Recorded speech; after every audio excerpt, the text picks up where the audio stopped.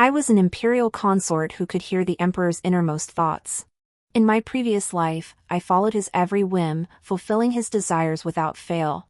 I believed this would earn me promotions and titles, eventually securing the empress's throne.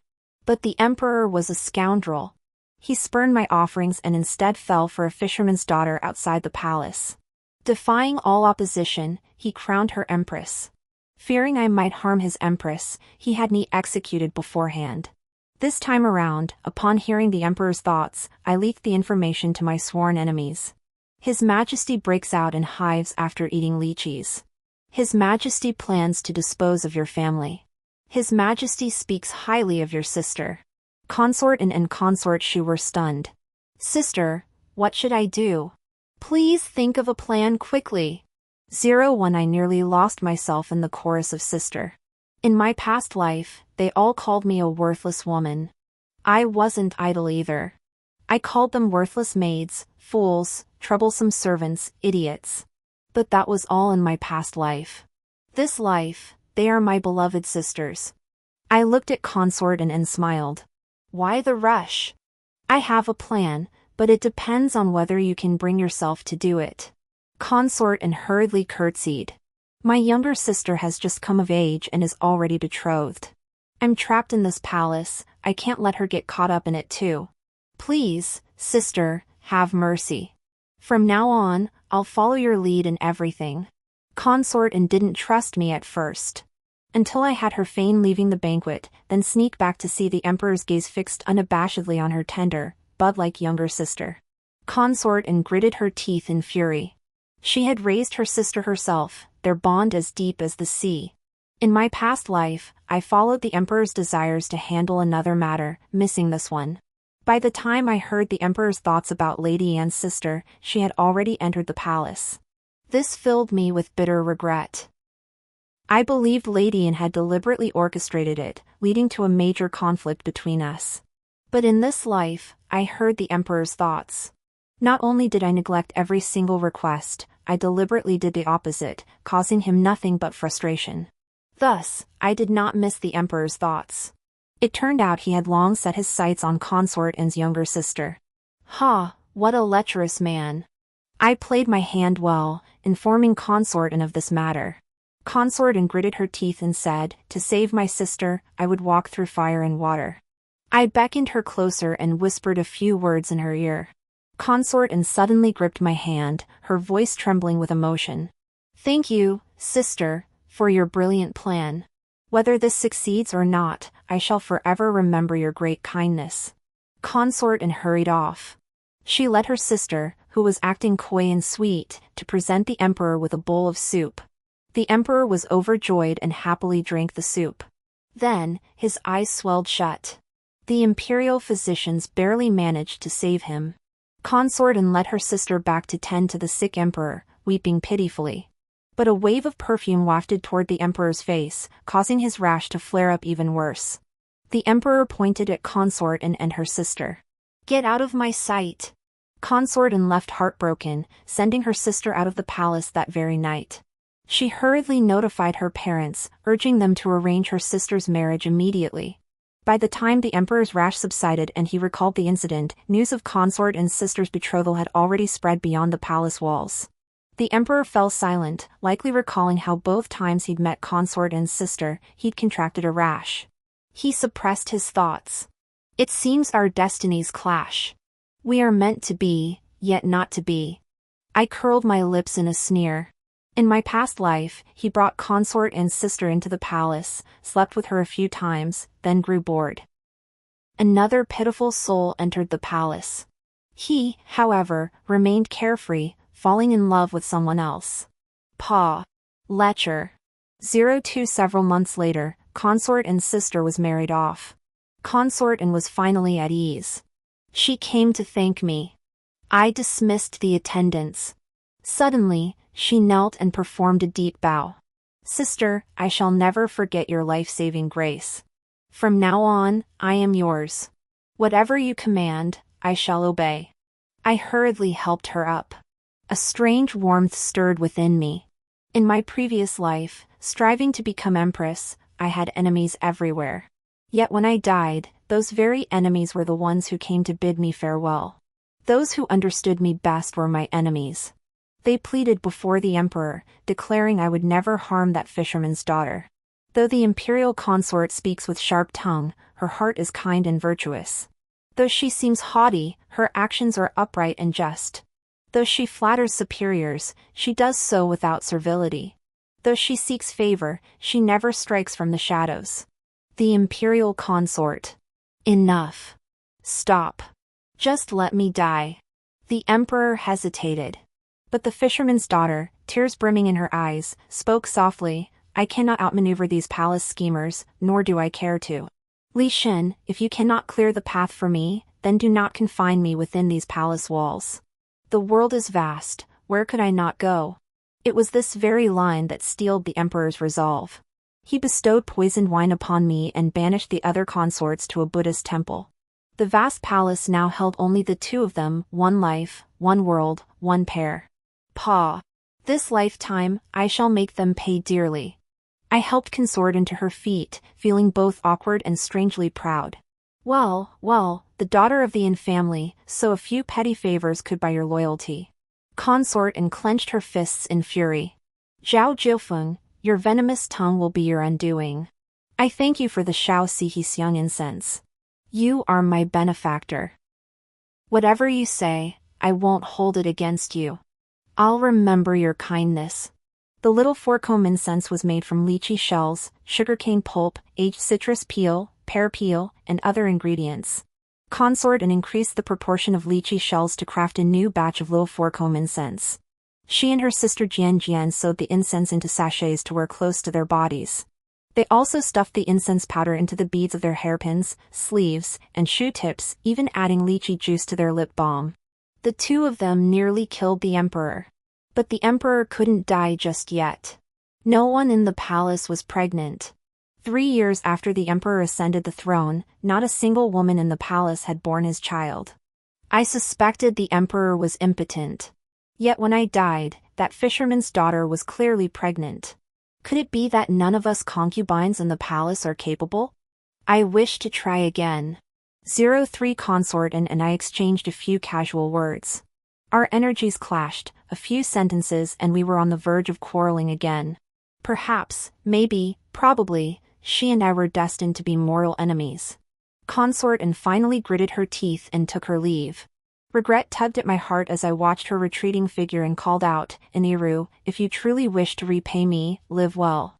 In half a year, the emperor will travel incognito and meet that fisherman's daughter. So many consorts in the palace, spending their days in jealousy and mutual recrimination. Yet I fear none of them. But that powerless fisherman's daughter, she terrifies me.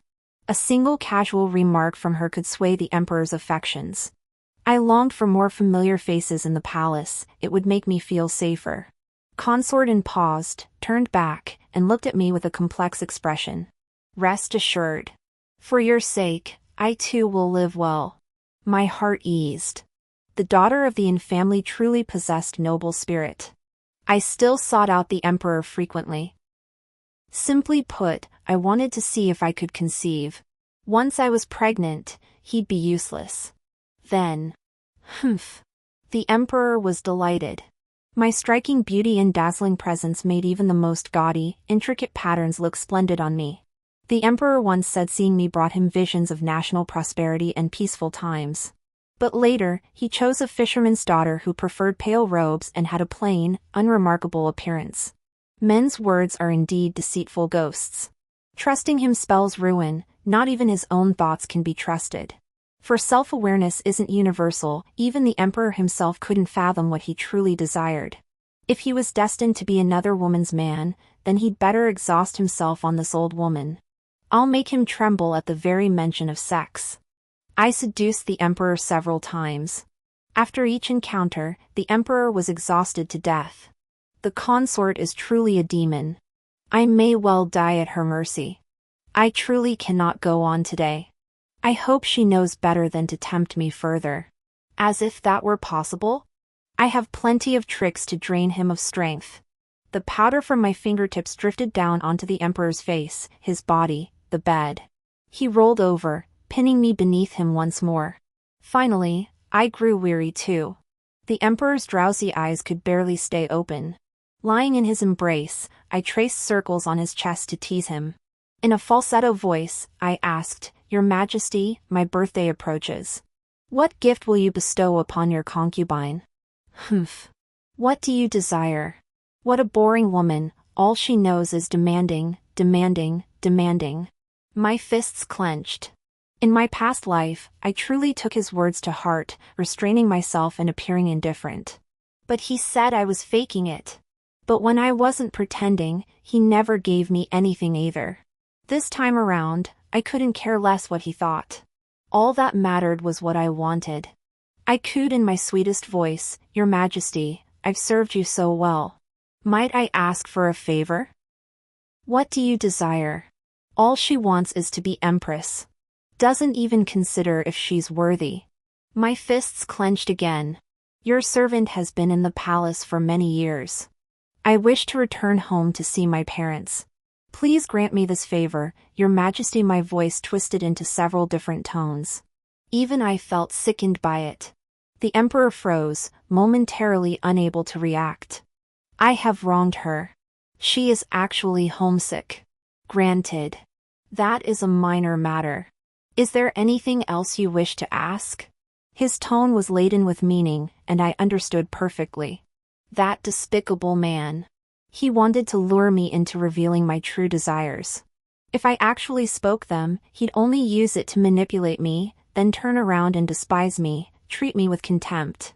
He could dream on. This humble servant desires nothing more. I once dreamed of becoming empress, but upon reflection, how could I ever be worthy? To remain a noble consort is the best fate I could hope for.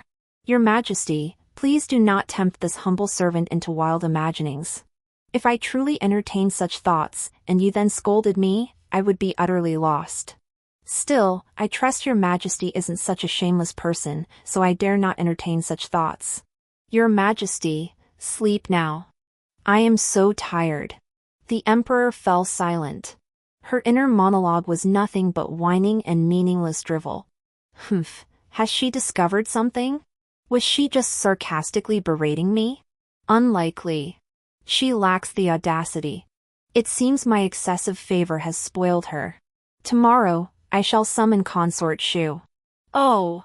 Understood. Tomorrow I shall also give Consort Shu some potent potions. 04 However, Consort Shu didn't quite trust me. She eyed me suspiciously. You'd be so kind? I yawned lazily. It's not entirely for your sake.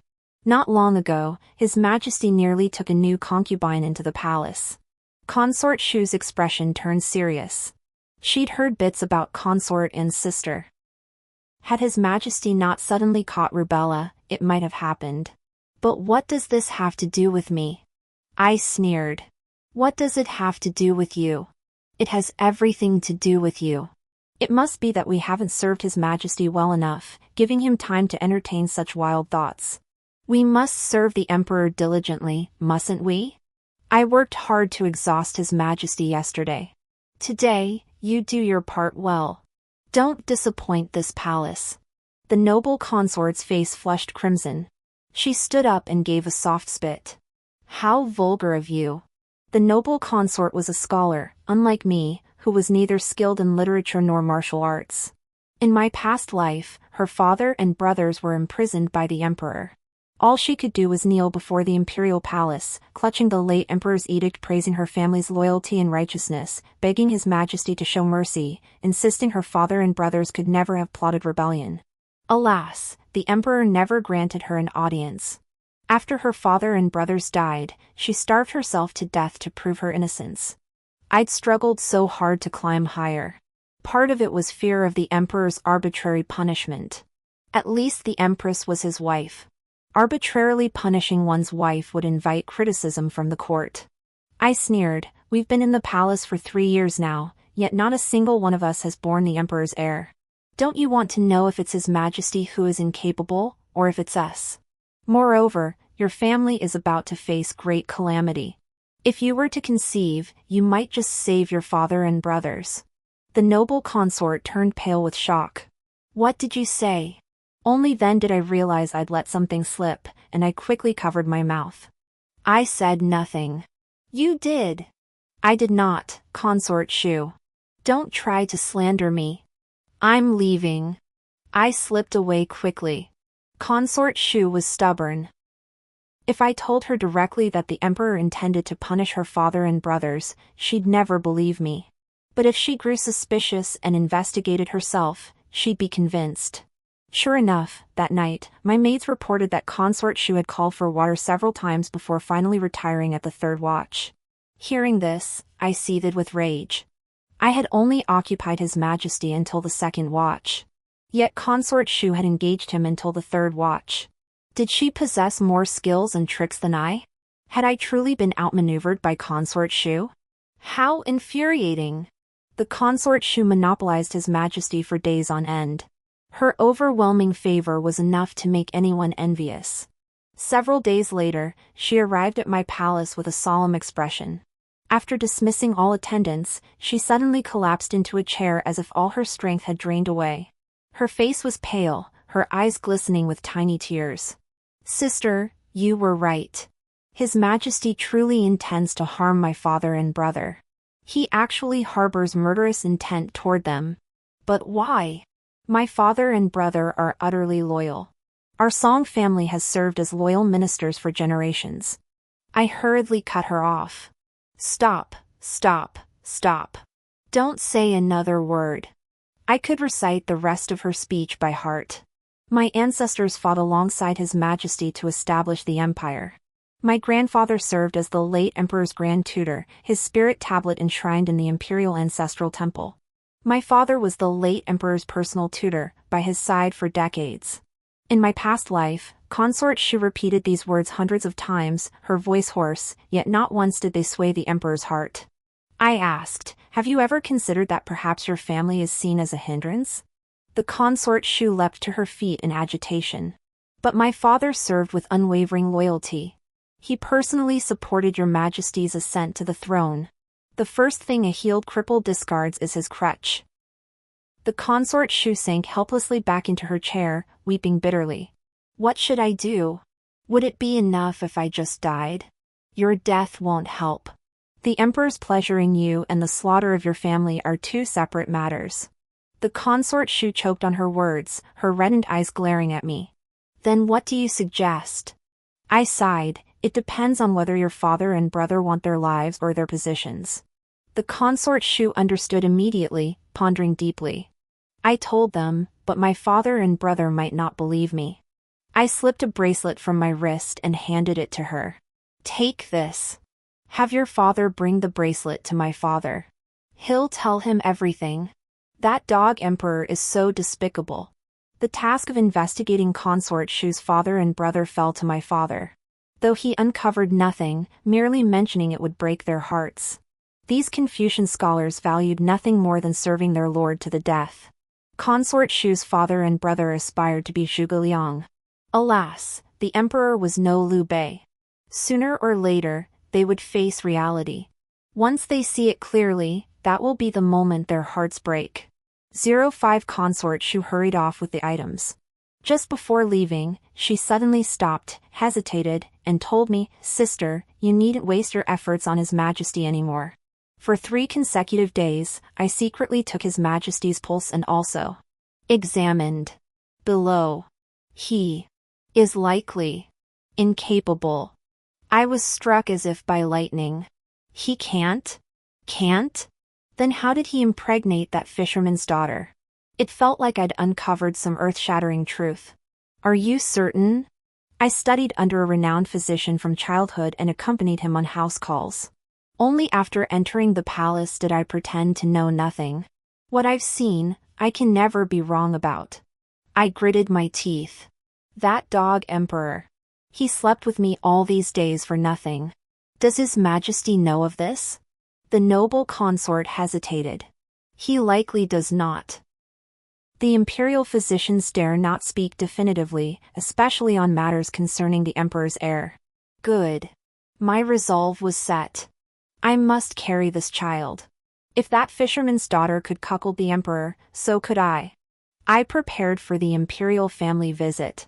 Consort Shu was also busy. The next day, news came from outside the palace. The Grand Tutor had fallen from his carriage, breaking his leg. Consort Shu's eldest brother, protecting their father, injured his arm in the fall.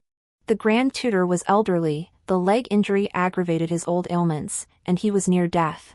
The old man insisted on returning to his roots. The consort's eldest brother immediately petitioned to resign his post and escort their father home. The emperor granted his request. On the day I left the palace for my family visit, the consort came to see me off, silently shedding tears. I envy you, sister, for being able to return home.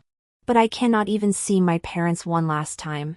From now on, I have no family left in the capital. My heart softened slightly, and I stroked her head. With her father and brother gone, they likely wouldn't return to the capital. Compared to power, life was more important. I whispered, then why not create a family of your own? She was startled. I looked at her steadily. There's only one chance. Suddenly, she grasped my hand. Please help me, sister. He showed no mercy. Don't blame me for being unrighteous. Wait for my good news. I left the palace to return home. Though called a homecoming, the entire journey was under constant surveillance. Only when paying respects to my mother and sisters did I have a brief moment for private words. Mother squeezed my hand tightly, her voice filled with hatred. Zhao Zhifeng, you have the nerve. You're trying to kill our entire family. I said only one thing, the emperor is incapable. Relying on him, I'll never have children in this lifetime. Her grip loosened. Damn Zhao Xin. Her eyes reddened. Mine did too. The consort Shu's family is a warning. The emperor doesn't know he can't father children. This child might save us all. If it doesn't, we'll die together. Resolved, she patted my hand gently. Don't worry. I'm here. I'll make preparations immediately. Prepare 3 sets. Mother nearly stumbled. I declared plainly, I have several sisters in my palace. And you still cherish sisterly bonds in such matters? That's the Zhao family tradition. When there's something good, of course we share it among sisters. Mother gritted her teeth and left. Returning to the palace, I carried a large box, silver notes on top, concealing unspeakable items beneath. Once back, I summoned Consort Shu and Consortin, pointing them out. The sooner you use these, the better. Do as you see fit. Use them if you wish, discard them if not.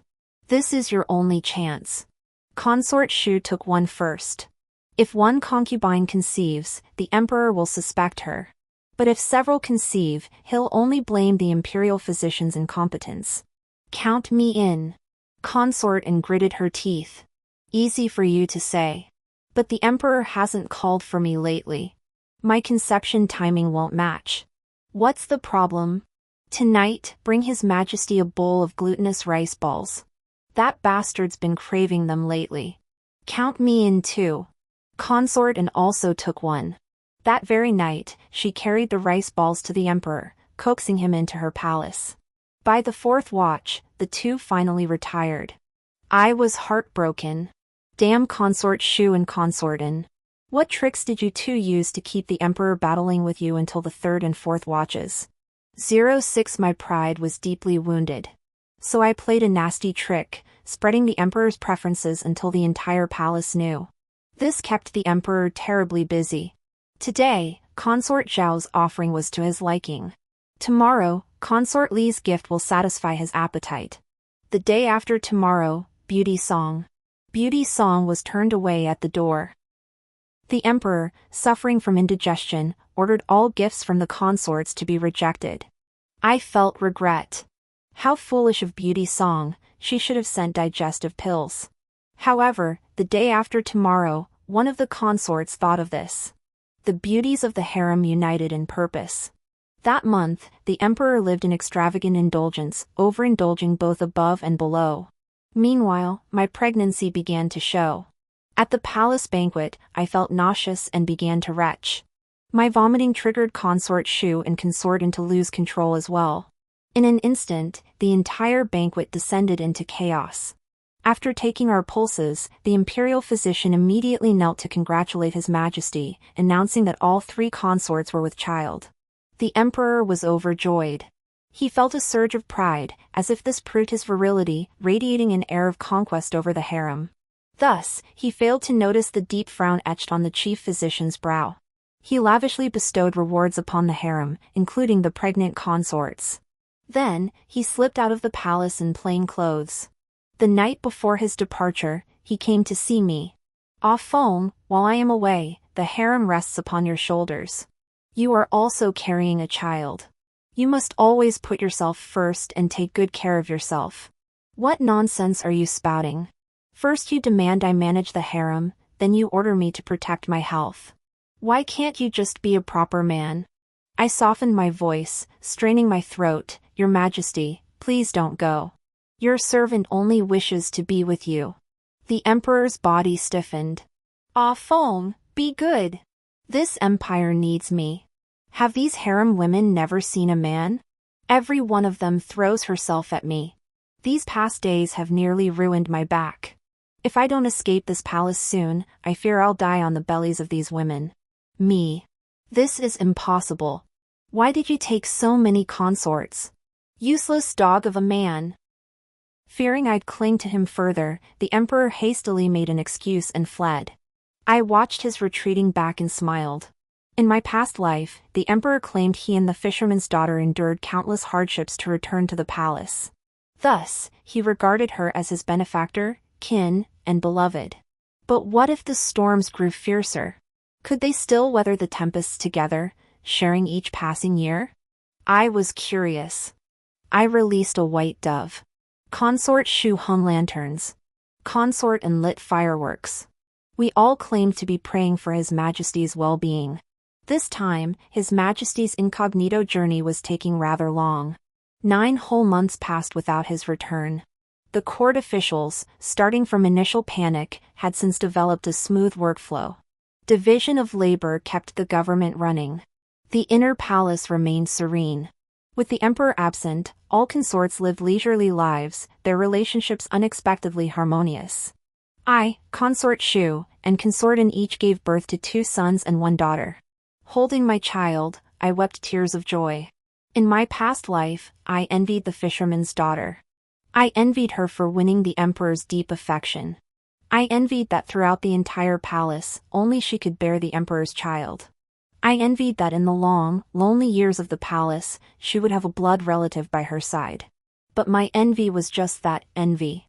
I never once thought of harming her.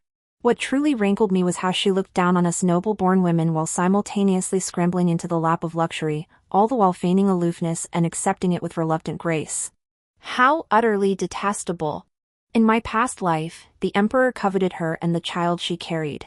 In this life, the emperor has 3 children. Let's see how she spins her silver tongue now, begging for a lifetime of devotion to one man. 07 on the day my royal son celebrated his first month. The emperor returned. I paused mid-grooming. How did he come back alive? So hard to kill. I dressed and went to see the emperor. He looked haggard and frightened, yet upon seeing us, he showed a joy as if reuniting with old friends. Ah Feng, Consort Shu, I nearly never saw you again. Shu Fei and I exchanged glances. Each of us clutched our child and rushed to the emperor's side, swiftly pushing aside the fisherman's daughter. Your Majesty, you've lost weight. Your servant has missed you so much. All these days you were gone, your servant prayed for your safety every single day. Your Majesty, look. This is our child. See how much he resembles you? Back then, Mother had specifically sought out a man tall and robust, handsome, and bearing an uncanny resemblance to the emperor.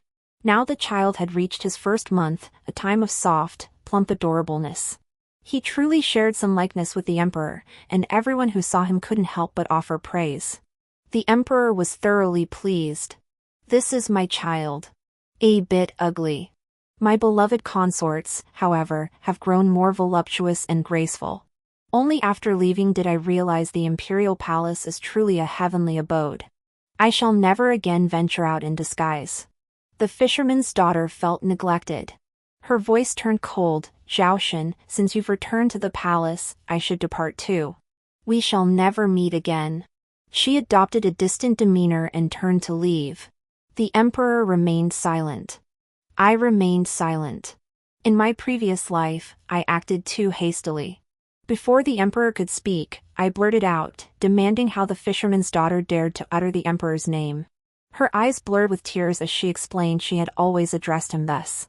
The emperor immediately rebuked me, declaring my temper was too fierce. Did I truly believe myself the mistress of the harem? Apologized to Sui at once. He barked the order, utterly disregarding my dignity. He became her hero, both of them teary-eyed and lost in each other's embrace. I was left utterly humiliated, the target of everyone's mockery. This lifetime, they wouldn't get to cast me as the villain, as their stepping stone. I put on a look of utter surprise, yet dared not utter a word. Consort Shu lowered her eyes, silent. Consort unrolled her eyes, opening her mouth to curse, but I tugged her sleeve.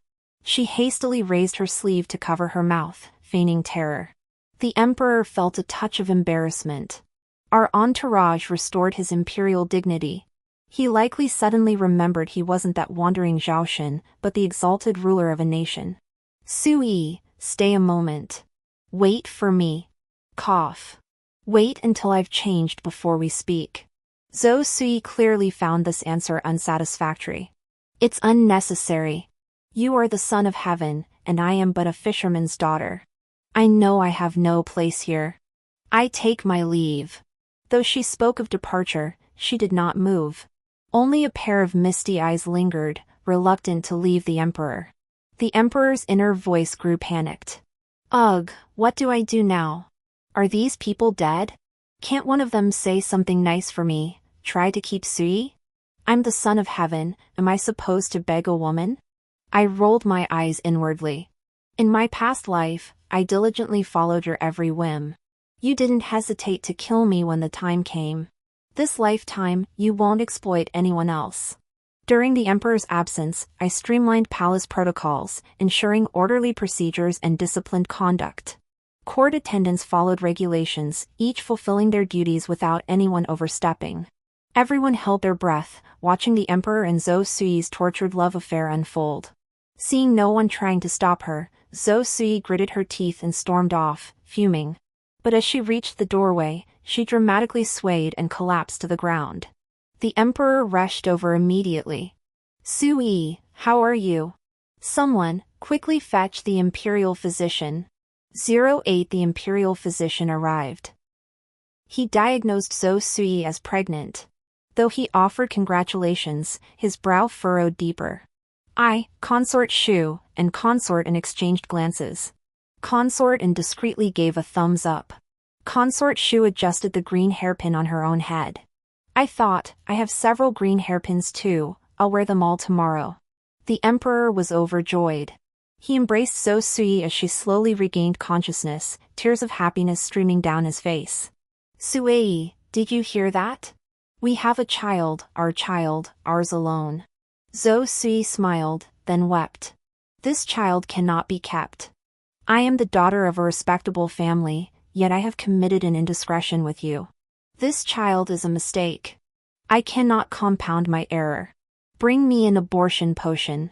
I must rid myself of it. The emperor held her tightly, his heart aching. Sui, you cannot be so cruel. This is the child I have longed for most. I will give it a proper status. I will marry you. I will make you empress. But I'm just a fisherman's daughter. No one would accept me as empress. Besides, I dread this deep palace. I only wish to be with my husband, just the two of us, for a lifetime. If you cannot grant that, then let me go. I won't let you go. Whoever dares object, I will kill them.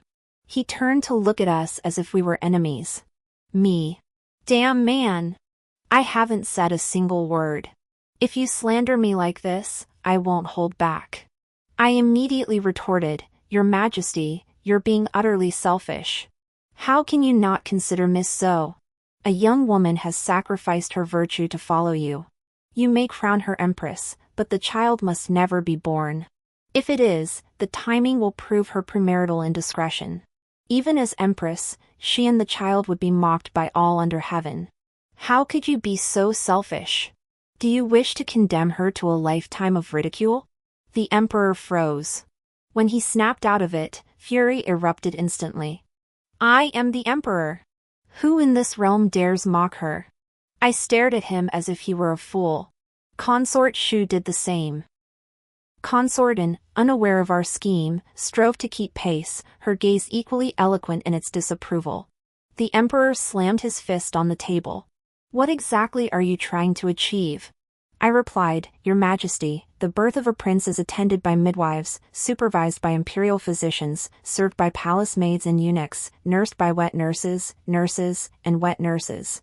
After birth, the Imperial Astronomical Bureau performs the 3-day ritual, the Imperial Registry records the birth, and the Imperial Household Office documents it. With so many people watching every detail, do you intend to slaughter everyone in the realm? Or do you plan to hide Miss Zhou away, never to see the light of day? Clearly, you're jealous of Sui and want to harm her. The emperor roared. My voice was louder than his. Your Majesty! I have no grievance against her. Why would I envy her? Is she more beautiful than me? Does she come from a better family? Does she possess more noble bearing? I surpass her in every way. Why would I envy her? Because I delight in her. Ha ha ha ha ha. Is his affection something so extraordinary? In my past life, I did not cherish him. In this life, it is even less possible. I said coldly, from the day I entered the palace, I knew I would share your majesty with my sisters. The ancestral laws decree that your majesty shall have 1 empress, 4 consorts, 9 concubines, 27 consorts of the 2nd rank, and 81 consorts of the 3rd rank. With so many sisters already in the harem, what harm is there in adding 1 more? I will not envy her because your majesty favors her. On the contrary, I rejoice that your majesty has found such a fine lady. But truth is often hard to hear. Since your majesty refuses to listen, I shall take my leave. You may decide for yourself what to do with Miss Zhou. I swept my sleeves and departed.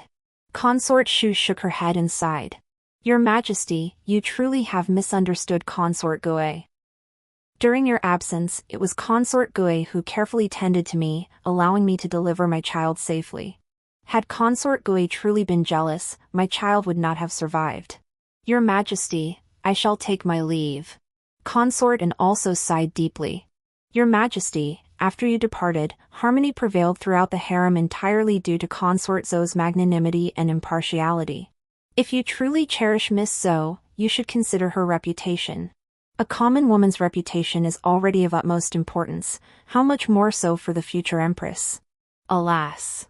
Miss Zhou, you must be careful. If you truly wish to become empress, you cannot bear any blemish upon your name. But now, alas! 3 people in succession spoke thus. The emperor was bewildered. Zhou Sui was bewildered too. What should have been a joyous occasion had now become an obstacle. 09 For 3 days straight, I avoided the emperor. Whenever he came to see me, I claimed to be unwell and unable to meet him. He went to see Consort Shu and Consort instead. They both spoke of my conduct in the harem during his absence. The emperor might truly believe he was in the wrong, yet he still didn't understand. The child has already arrived. Are we truly to abort it? Consort Shu spoke calmly. Though Lady Zhou enjoys your majesty's favor, her family background is ordinary, and her appearance is unremarkable. The only thing she can compete with is her virtue. Making Lady Zhou empress is not solely your majesty's decision. It must also be recognized by the people of the realm and the court officials. Consort inquired curiously, Your Majesty, when you proposed Zhou as empress in the front court, what did the minister say? The emperor's face darkened, his expression grim. He hadn't mentioned it at all, he dared not. I knew exactly what had transpired in the front court these past days. The emperor had been absent for over 9 months. The ministers had grown accustomed to his absence, establishing their own set of operational rules. The emperor's abrupt reappearance disrupted their rhythm, to say the least. Eager to reclaim authority, he berated veteran ministers, rejected petitions, reshuffled officials. The moment he returned, he loomed over them, emphasizing imperial power rather than offering gratitude and proceeding gradually. The ministers weren't pushovers either. They invoked ancestral precedents and ritual regulations to counter the emperor. A trend of mutual hostility emerged between them. In his previous life, the emperor had spent little time outside the palace. Upon his return, he reclaimed authority swiftly, facing little resistance. This time, however, his troubles had only just begun. If he dared propose So Sui as empress now, the ministers would attack him relentlessly. He would be forced to issue a self-reproach edict and then go before the ancestral spirits to atone before the matter could be settled. The emperor left the consort Shu's palace with a grim expression. He barged into my chambers, his face icy. I curtsied, then turned to play with the child. This lifetime, my parents are alive, my sisters are harmonious, and I have a son by my side. He is utterly useless to me now. The emperor sensed my coldness. He stammered, "Au fond, I have wronged you." I cut him off. I didn't want to hear a single word of his nonsense. The more humiliated he is now, the more ruthless he'll be when the reckoning comes. For now, I had no desire to alienate him completely. I bided my time, waiting for the day to strike while he was down. Your Majesty is not at fault. In this servant's heart, you can never be wrong. The fault lies with whoever planted the notion of jealousy in your mind. Truly, I am wronged. I lifted my sleeve to feign wiping away tears. It had been too long since I'd performed before the emperor. My eyes were parched, no tears would come. The emperor frowned slightly, perhaps finding some comfort in my explanation. Sui is new here and unfamiliar with court etiquette. Au fond, do not hold it against her. My heart remains yours. Sui, all this is for your sake. My interactions with her are mere pretense, it is with you that my heart truly resonates. Do not misunderstand me. Me? Bitch. A pair of bitches. Kill them. Kill them all. Using the excuse of holding the child, I casually shook off the emperor's hand resting on my shoulder. Clearing my throat, I said, "Your Majesty needn't act thus. I've said before, I feel no jealousy toward whomever you favor. If you wish to make Lady Zhou empress, I shall welcome her into the palace with utmost respect, provided the court officials consent. Yet before offering counsel, I must understand one thing. What do you find in Lady Zhou?" The emperor froze. He fell silent. Yet his mind raced with thoughts. What do I like about Sui?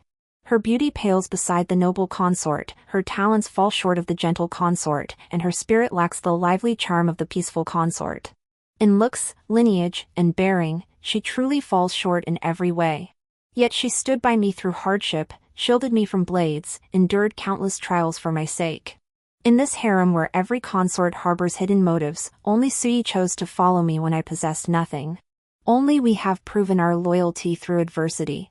He lifted his gaze and said, "I cherish her unwavering devotion, a sincerity I've never known within these palace walls." An emperor who slept with the entire harem is this pure-hearted? Hard to believe. Yet somehow, I felt he truly meant it. Perhaps he was telling the truth. The sisters in the palace, some from noble families, some from official households, each had their own missions.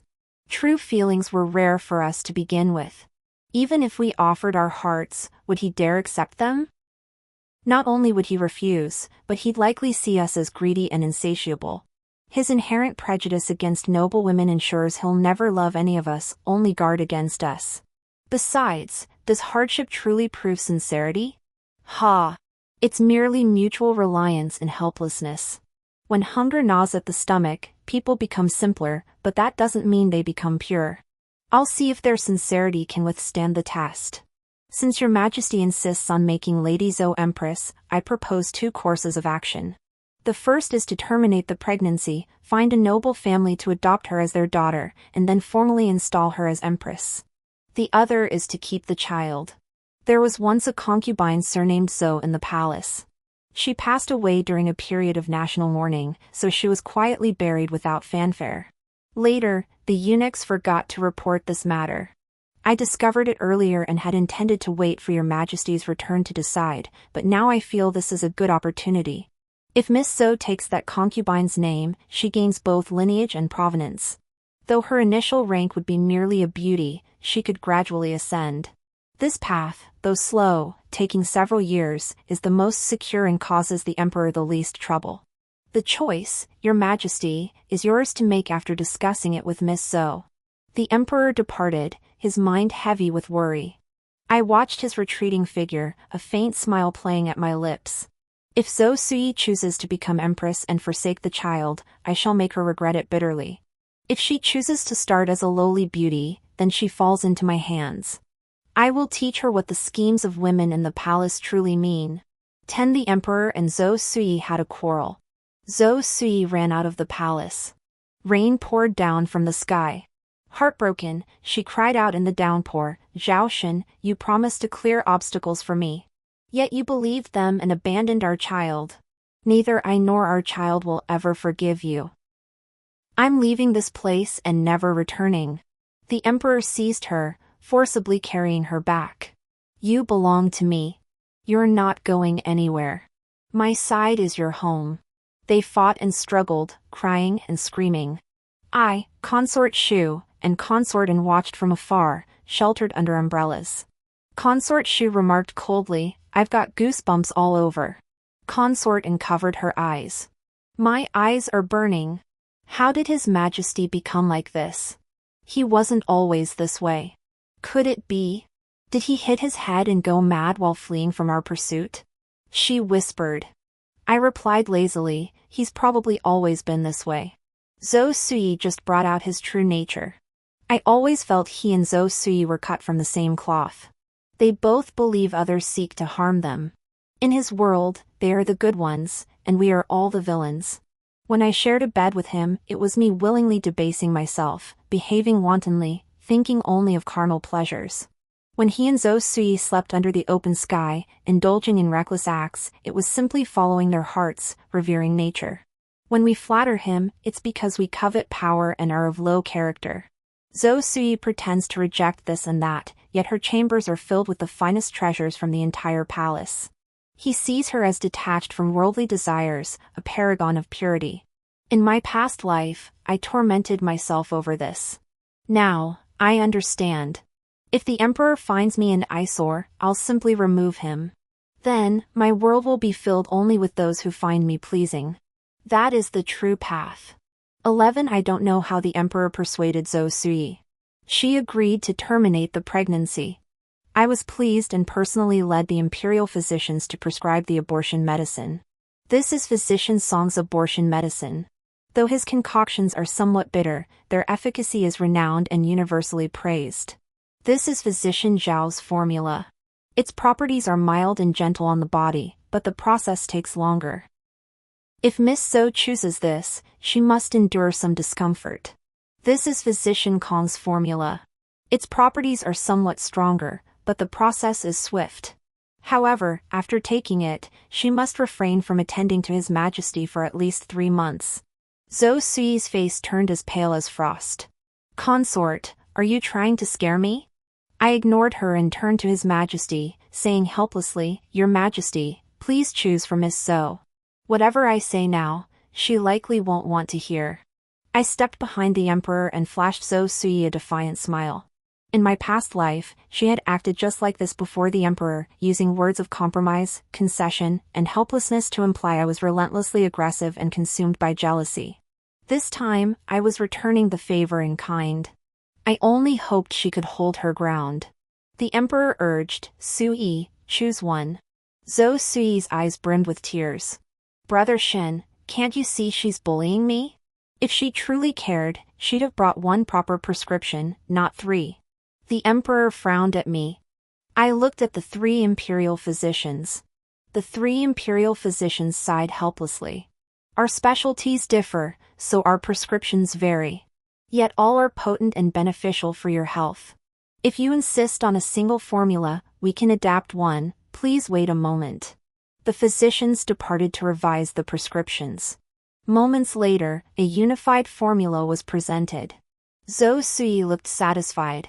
A palace maid went to prepare the decoction. I had consort Shu examine it, and she nodded to me. I understood then. This formula was bitter, required prolonged treatment, and would delay her ability to attend to the emperor for another 3 months, truly combining the shortcomings of all approaches.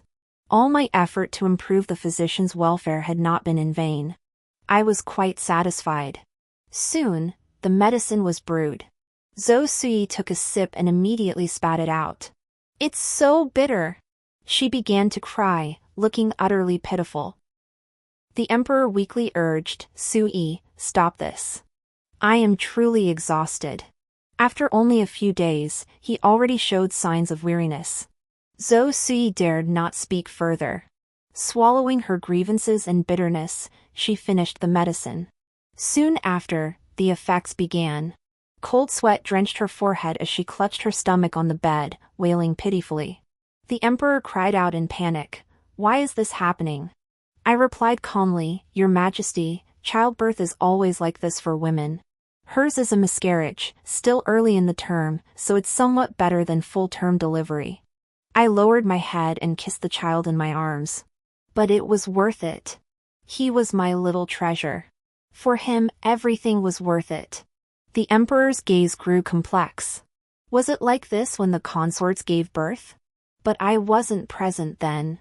I have wronged them. From now on, as long as they behave themselves and do not trouble Sui, I shall show them leniency. Ah Feng, you've endured much these past days. He spoke with rare humanity. But I no longer needed it.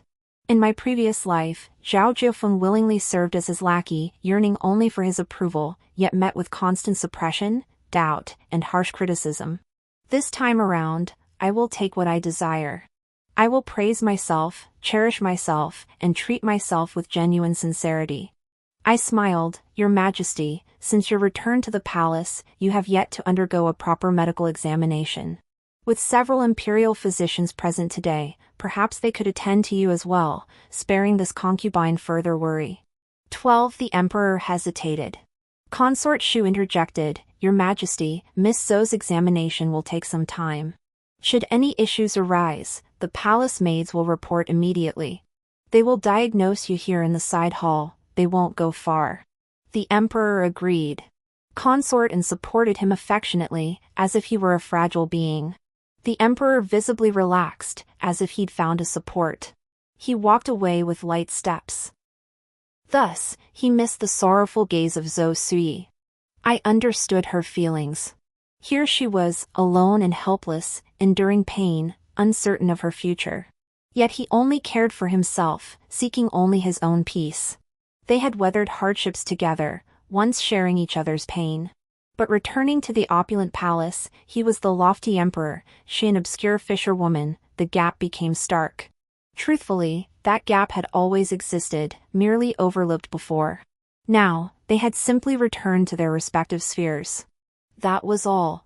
The imperial physician examined the emperor thoroughly, from head to toe, inside and out. After completing the examination, his brow furrowed deeply. I immediately demanded, "What is the true state of His Majesty's health? Speak plainly. His Majesty and I shall take heed henceforth. Should you conceal anything, and His Majesty suffers further harm through lack of awareness, the blame shall fall upon you." The 3 physicians immediately knelt on the ground. "We deserve death, Your Majesty." We truly dared not speak. The emperor seemed to grasp something. His face darkened as he coldly commanded, "Speak." The 3 physicians exchanged glances. The lead physician stammered, trembling, "Your Majesty, upon examining your body, we discovered evidence of past injury. It is feared you may never be able to have children." The emperor froze. His expression was as if struck by lightning. He remained unresponsive for a long moment. "You dare speak such nonsense?" "We dare not, Your Majesty." The 3 physicians knelt on the ground, terrified out of their wits. Truthfully, they had long known His Majesty could no longer father children. But before, they clung to a sliver of hope. They feared that if any of the concubines in the harem became pregnant, it would reflect poorly on their medical skills, so they dared not speak. Now, however, with the emperor having suffered severe injuries to his lower body, that last shred of hope was utterly gone. Should any concubine conceive, it would be like placing a bright green cap of infidelity upon his majesty's head. Thus, they had no choice but to speak. Today, for them, presented a rather opportune moment. The emperor's face was blank with bewilderment. After a moment, he seemed to grasp the truth. Sui. He remembered. If he could bear no more children, the child within Zhou Sui's womb would be his last. But it was too late. A faint smile touched my lips before I quickly suppressed it and followed after them. Consort Shu and Consort lifted their skirts and hurried after, afraid of missing anything. The three imperial physicians also rushed to keep up. The closer they got to the main hall, the more distinct Zhou Sui's piercing screams became. The midwife soothed Zhou Sui, "Push one more time and it will be out." The emperor shouted, "No!" However, Zhou Sui was startled and shuddered. The midwife then cried out joyfully, "It's out! It's a boy!" Already 4 months along. But alas! The emperor's stride into the inner chamber halted. He stared coldly at the midwife. "How many months did you say?" "Your Majesty, 4 months. You can determine the fetus's gestational age?" The two midwives exchanged glances before answering honestly. "Your Majesty, the length, weight, and facial features of a fetus differ each month. Having delivered many, we can tell. The child in Consort Zhou's womb is over 4 months old. We would not mistake it." The emperor closed his eyes and drew a deep breath. When he opened them again, the fire in his gaze had cooled to stillness. "Everyone, leave." The assembled courtiers, bewildered, began to withdraw. The emperor added, "The 3 imperial physicians remain. How I wished he'd ask me to stay too." Alas, he did not. I walked slowly. Consort Shu walked beside me. Consort lagged several steps behind. We all heard a thunderous shout from the inner chambers. "You vile woman! How long do you intend to deceive me?" 13. A faint smile touched my lips. In this lifetime, I sent people to search for Zhou Sui. But she was nowhere to be found. She seemed to live in a secluded paradise, accessible only through the emperor's door. So I focused my efforts on the emperor himself. To delay the moment he would meet Zhou Sui. For over a month before his departure, he wandered the mountains and rivers. Only when he was far from the palace, beyond timely return, did I order his assassination. But the emperor proved remarkably hard to kill. Even with all our strength, we only managed a single wound to his lower body. He drifted to a fishing village, where Zhou Sui rescued him. After recovering, he secretly returned to the capital with Zhou Sui. Traveling through hardships, they grew fond of each other and inevitably became intimate. I imagine the emperor must have been overjoyed then. A man wounded below the waist craves nothing more than conquering women to prove his worth and reclaim his pride. Zhou Sui's pregnancy surely filled him with immense delight. It was the ultimate proof his virility remained intact. Yet today, the words of the imperial physician and midwife shattered his pride into pieces.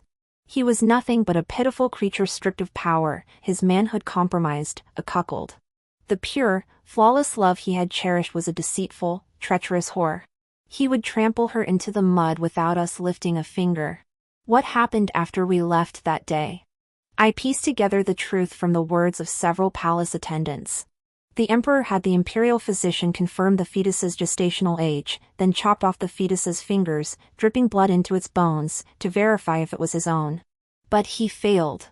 I think he might have gone mad. Dripping blood into bones to prove paternity is nothing but a folk belief, yet he believed it. He was likely truly cornered, like a trapped beast. Zhou Sui was demoted to a palace made without even a proper postpartum confinement. The emperor ordered her to serve him, watching her daily while tormenting her mercilessly. He would casually knock things over, forcing Zhou Sui to kneel and clean up. He would step on her hands, finding satisfaction only when he heard her cry out. He would order her to grind ink, then splash the ink all over her body, dipping his brush in the ink on her skin to write, laughing with relish. He would have her serve food, then fling the dishes and rice into her face, forbidding her to wash it off. After witnessing all this, I realized how utterly depraved a person could become. Discontented in his harem, the emperor also lashed out recklessly in the court. Riding this wave of madness, he forcefully dealt with several powerful ministers, reclaiming some authority. These actions, had he not done them, I would have. Better to handle it during his reign than dirty my hands later. Only after he dealt with most matters did I begin my own actions, coincidentally encountering Zhou Sui. By then, Zhou Sui had grown gaunt and emaciated, little more than skin and bones. She no longer cared whether she lived or died. Seeing me, she didn't bow in greeting but instead let a mocking smile curve her lips. "You women of the palace are truly revolting, always scheming and plotting. I couldn't outmaneuver you, but I still find you disgusting." When she entered the palace, she possessed 7 parts of beauty. Now, after her torment, only 4 remained. Yet her eyes shone with an astonishing brilliance. I recalled a disease characterized by bright, protruding eyes and a thickened neck. Her symptoms seemed to align with it. "I ask you, I have never wronged you. Yet from the moment you entered the palace, you have targeted me at every turn. Why do you hate me so?" "Ha! Why should I tell you?" Her smile held a secret of satisfaction, as if she alone remained sober amidst a drunken world. "I considered it. It wasn't something I absolutely needed to know. Once she was dead, there would be no secrets left." I chuckled. "If you don't wish to speak, then never utter a word. Those who reveal secrets are dogs." Zhou Sui's eyes widened, a breath caught in her throat, suspended uncomfortably. She snorted coldly and turned to leave. "I know who your secret lover is," I said. Her footsteps halted. Always resorting to such underhanded schemes, slandering a woman's virtue to crush her. "I despise people like you most. I won't believe a single word you say." I smiled faintly. "Should I call you Miss Zhou, or Miss Zhou? Zhou Sui, or Zhou Sui?" She glanced back, her expression dark. "This is absurd." "Ha ha ha ha. I wasn't certain before, but your reaction confirms it. I recall the empress of the previous dynasty bore the surname Zhou. When that dynasty fell, her clan protected the royal family in their escape, adopting new identities and vanishing from sight. I never imagined, young lady, that you were descended from that imperial lineage." Her face drained of color, then twisted into a strange smile. "You're a loyal dog to Zhaoshan, aren't you? But do you know what he says about you? He calls you empty-headed beauty, big-breasted but brainless, arrogant and extravagant without a shred of self-awareness. If he didn't have to use your family, he wouldn't want to see your stupid face for a single day. That's how he feels about you, and you still work for him?" My hand shot out, striking her face without hesitation. Alas, only one slap. Had I the chance, I'd have beaten her face into a pig's snout. My voice was cold. "His Majesty is my husband and my sovereign. I will not tolerate you trampling his dignity thus." I turned and walked away, but mid-stride, dizziness struck. Before I collapsed, a figure darted out of the dark bamboo grove and caught me in a tight embrace. "Jiu Feng! Jiu Feng? I was wrong. I was truly wrong. I shouldn't have harbored prejudice against you. I was truly wrong. I'm such a bastard. Why did I humiliate my own consort for a woman who betrayed me? I deserve to die." Hearing the emperor's voice, I let myself slip into unconsciousness. The emperor truly treated Zhou Sui differently. He tormented her by day, yet by night he would follow her, escorting her back to her cramped palace-made quarters before returning to his own chambers. Knowing this, I waited here for Zhou Sui. My efforts were not in vain. My faint lasted 3 days. I had calculated the dosage precisely. 3 days would be enough for the emperor to uncover the truth. He discovered Zhou Sui's real name was Zhou Sui. They were remnants of the previous dynasty's royal family, hiding in a fishing village for decades. When the emperor stumbled upon them by accident, they saw it as the perfect opportunity to restore the old dynasty. They planned to use Zhou Sui to confuse the imperial bloodline and seize the throne without a fight.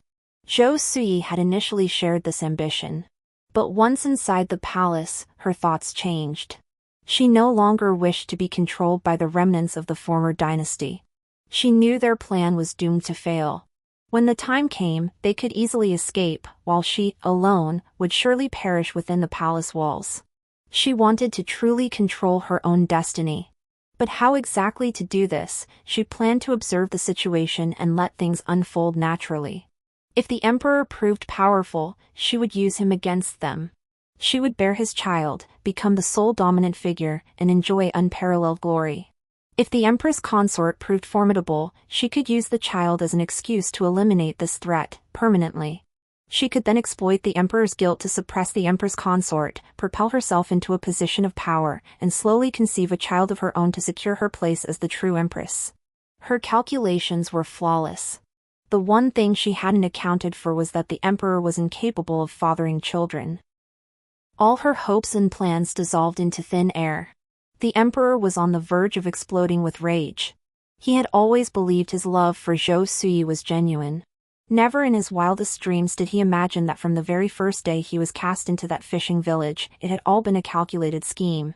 Now, he hated Zhou Sui with a passion. He hated the remnants of the previous dynasty even more. He sent men to exterminate them, but they had long since vanished. The emperor was now in a state of furious rage. He found everyone unbearable. Ministers dared not provoke him, consorts dared not approach him, so he turned his torment toward Zhou Sui in every imaginable way. In the midst of his fury, a plan actually formed in his mind. He intended to crown Zhou Sui as empress and have her signal those people to come. Unaware that Zhou Sui had miscarried, they would surely come to witness her humiliation. Then, he would wipe them all out at once. Fearing I might misunderstand, he came specifically to explain. This was the first time I saw him after waking. In just a few days, he had wasted away beyond recognition. Ah Fong, do not misunderstand. I am merely luring the snake out of its hole. Once those remnants of the former dynasty are dealt with, I shall compensate you handsomely. I will make you empress. Zhou Sui is yours to dispose of as you see fit. Perhaps I truly was mistaken. Mother's discernment truly surpasses mine. Though noble women may seem affected, propriety and integrity are ingrained in their very bones. That harlot Zhou Sui doesn't hold a candle to Ah Fong. I paused, tempted to offer a word of caution. Don't see everything as black or white. Couldn't it be that everyone has both good and bad sides, depending on which prevails in the moment? But then I thought better of it. In this lifetime, the emperor and I would never sit down for a heart-to-heart. Let it all end this way. 15 The day of the coronation ceremony. The emperor forbade me from attending the bridal preparations. Zhou Sui's face was deathly pale.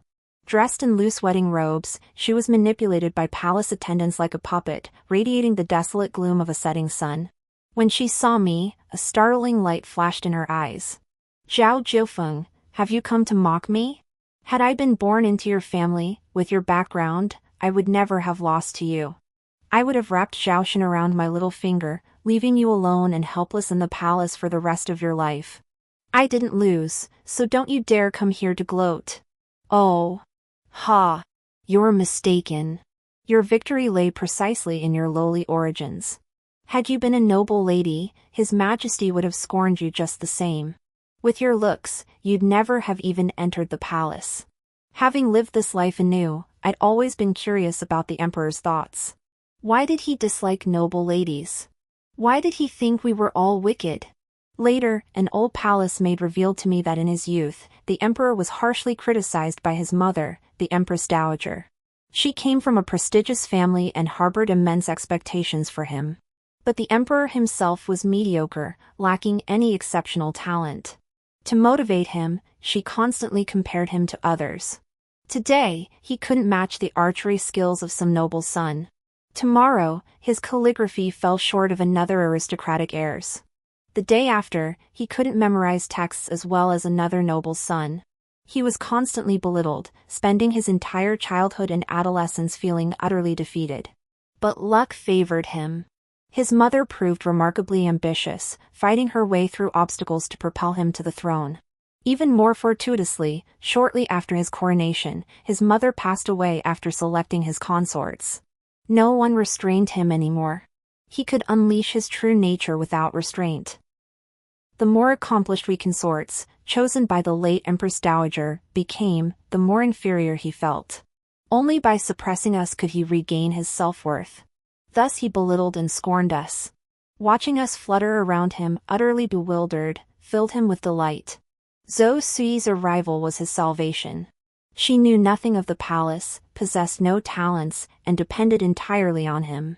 Manipulating and controlling her brought him profound pleasure.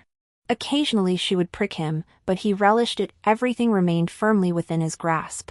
Had Zhou Sui been like us, he would have discarded her like a worn-out shoe. Zhou Sui's eyes burned crimson. Zhao Jiufeng, I hate you. If you were dead, everything would be resolved. A faint smile touched my lips as I lifted her gaunt cheek with a finger. Miss Zhou, you are unwell. Even I can see it. Could His Majesty not?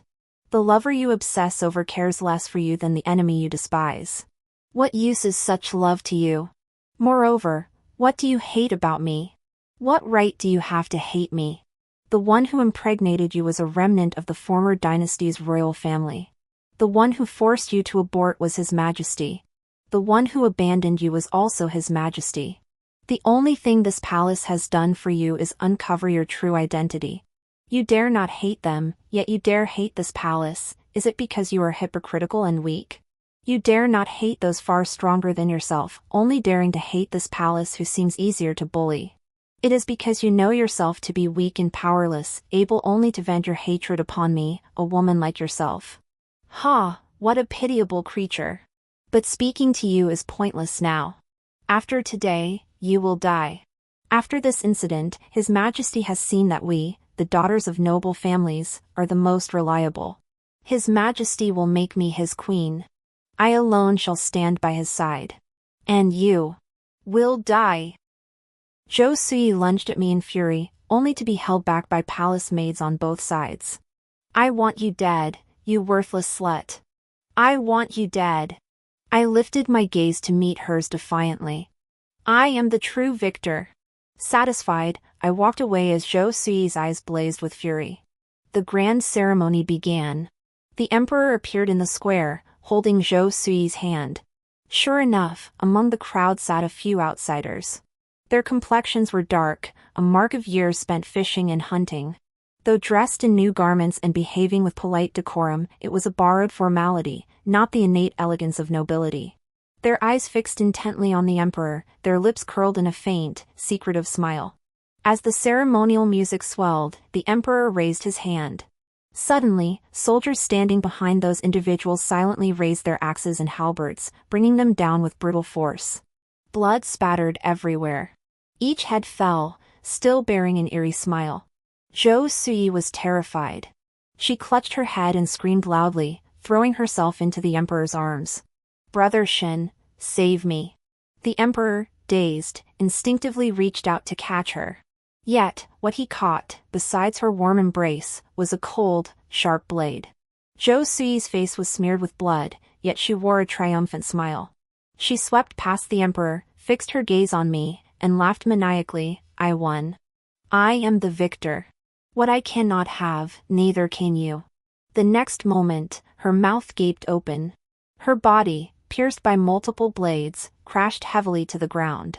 16 The emperor survived, though gravely wounded. He knew his time was near. Summoning me and the court ministers to his bedside, he meticulously arranged his final affairs. He named me Empress. He designated my son as Crown Prince. He entrusted the young prince to several ministers and appointed me to rule from behind a curtain. Then, he gazed at me, his eyes lingering with reluctance. The ministers withdrew. I sat beside him, holding our son, watching him. Perhaps, when death approaches, words become sincere. Suddenly, paternal love stirred within him. He strained his fingers, trying to touch the child's cheek. Alas, I cannot watch him grow up. I regret it so deeply. I have not been a good father. It matters not, Your Majesty. You were never meant to be a father. My tone was calm, a smile playing at my lips. He froze. What do you mean? I leaned down, covering his nose with my hand, whispering softly in his ear. Your Majesty, it wasn't the injury that made you unable to have children. You never could. You were born a eunuch. Didn't you know? He struggled desperately. You're lying. Consort in. Consort Shu. Oh, those two. Your Majesty, haven't you noticed our pregnancies began around the same time? Even our children's birthdays differ by mere days? The Emperor's eyes widened, tears welling as he gritted his teeth. Bastards! A bunch of bastards. Su-yi. My Su-yi. He struggled painfully, trying to rise, but only coughed up a mouthful of blood before collapsing stiffly back onto the bed. He died. His eyes remained open in death. The bed curtains stirred without a breeze. A chill seeped slowly into my skin. I took half a step back, watching him coldly.